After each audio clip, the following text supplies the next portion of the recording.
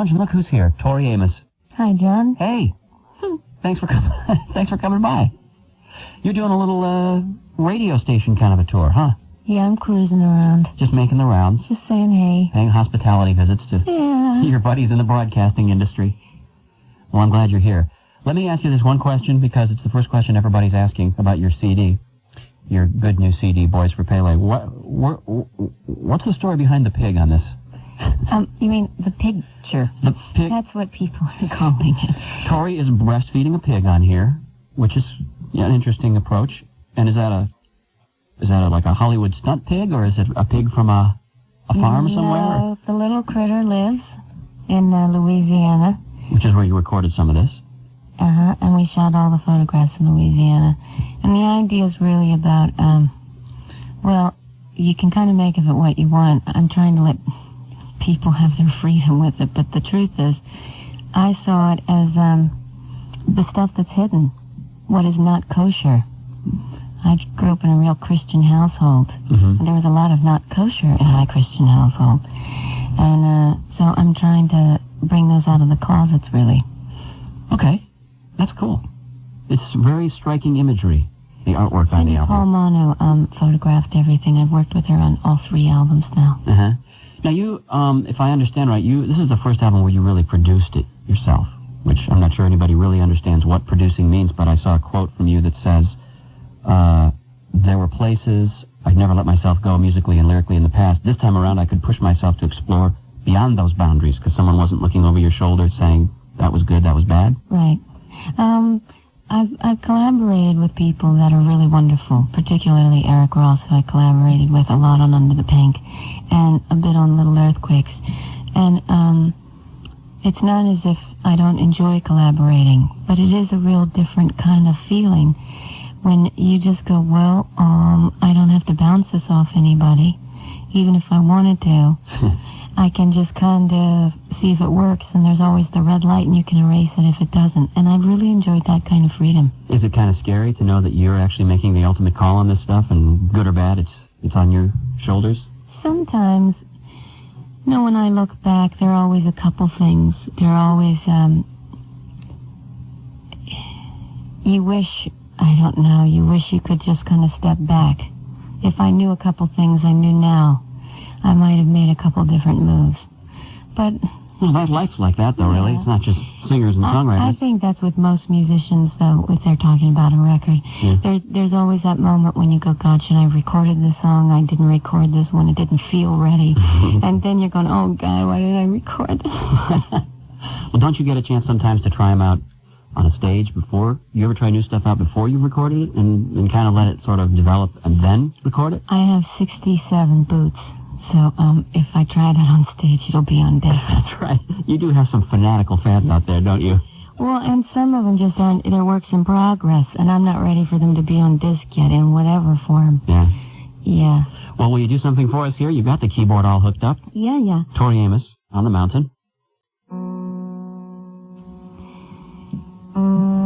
You can tell me it's over. Can tell me over your shoulder. You can tell me it's over and if you can tell me hand me a drink and I'll keep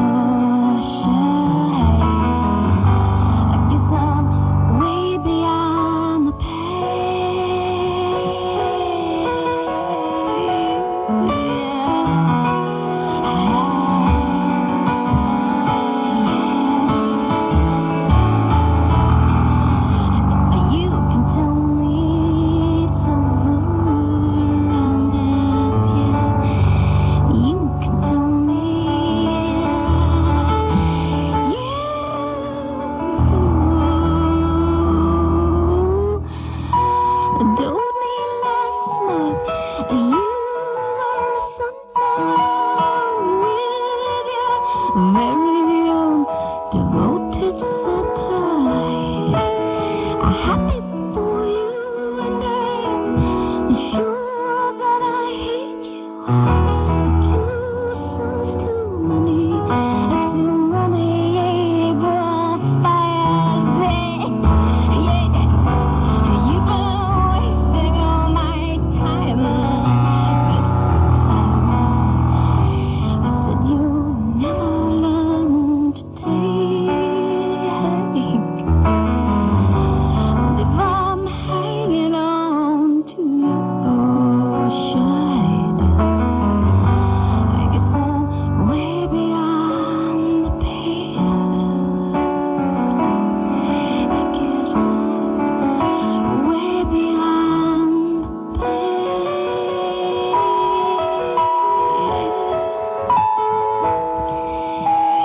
Hand me a drink and I'll keep you message. You'll never get me from a donut hole.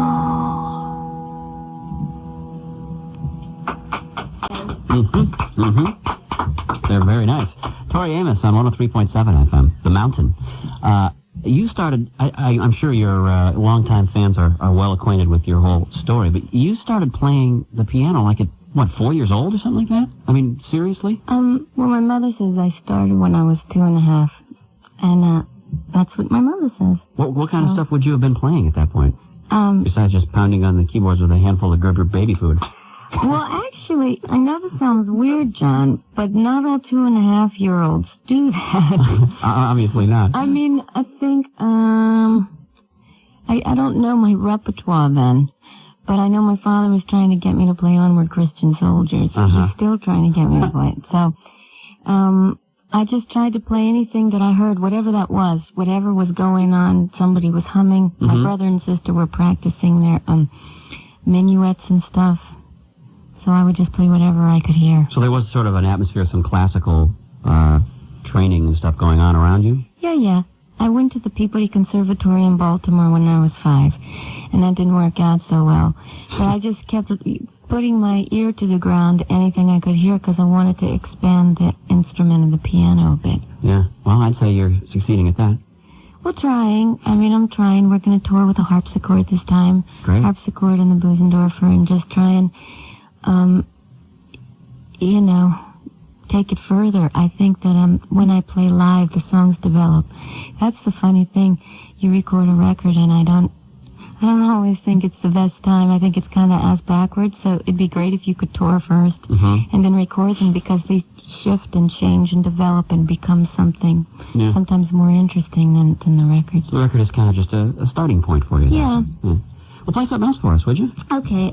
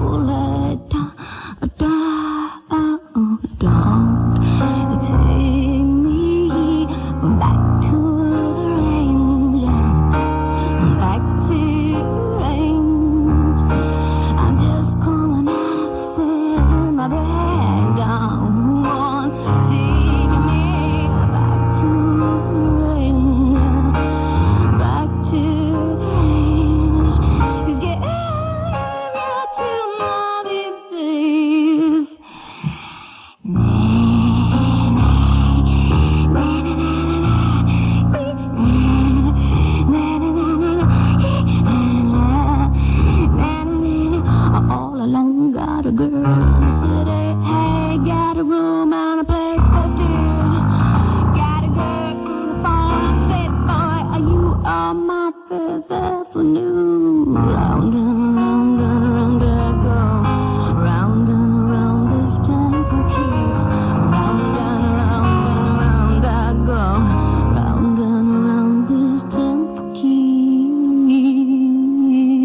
Yes, early in Amsterdam,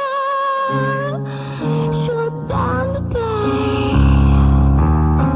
The very heart with a bada bean bouquet and syrup now can't ride away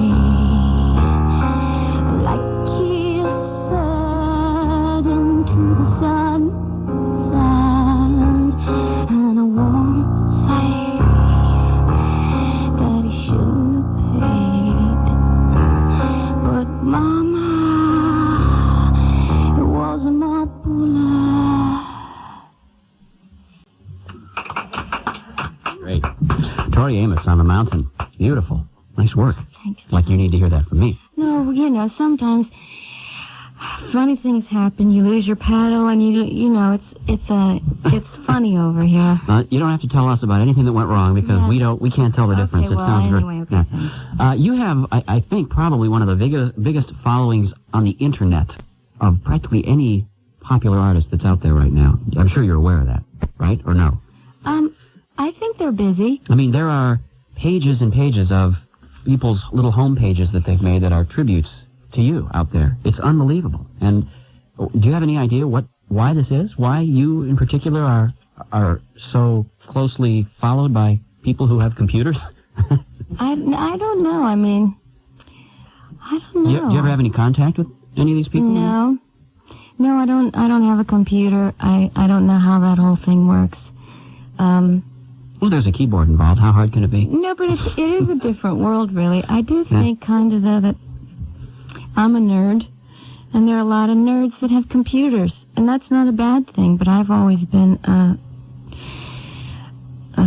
don't know, kind of weird. So maybe that, I don't know. There's a weird connection out there. That means I'm insinuating that people that are on the internet are weird. But I don't think weird is bad. It's just different. You don't do what other people do with your time and with your life, and you're not really interested. And that's kind of where I think we have a similarity. Well, that's not a bad bond to have with people outside of society's norms. What the heck's wrong with that anyway, huh? Yeah. Well, I'm really glad you stopped by. And so you're going to go to Europe, and then when you're going to come back and actually do shows here? We start the tour in England, like I said, February 23rd. And then we come to Florida. We start April 8th, I think. That's what I think. And we're going to move the trucks. We're doing 200 shows, so we'll be moving west by the summer. Okay. Well, good. You're always welcome here in the Mountain Music Lounge. Thank Isn't you. it lovely up here? Yeah, well, yeah. It's okay. We're thinking maybe an oriental rug on the wall or something to dress it up, but next time. Sherpas. Sherpas? Yeah, that's an interesting one. Let me get a purchase order Bring from people. Company HQ. Get people to hang out. Okay. I would come and just hang out and be a plant for you for a few days. I mean, I'm serious. If I had nothing else to do. It's better than a cardboard cutout of George Bush in the corner, isn't it? Well, yeah, exactly. You wouldn't believe some of the hideous things that have happened to that man, courtesy of the world of rock and roll. All right, Tori, thank you for coming by and have a great tour. And please, you're always welcome back here at the Mountain. We'd love to have you back. Thanks, John. Tori Amos, I'm John Fisher, and this is Tom Petty on 103.7 FM, The Mountain.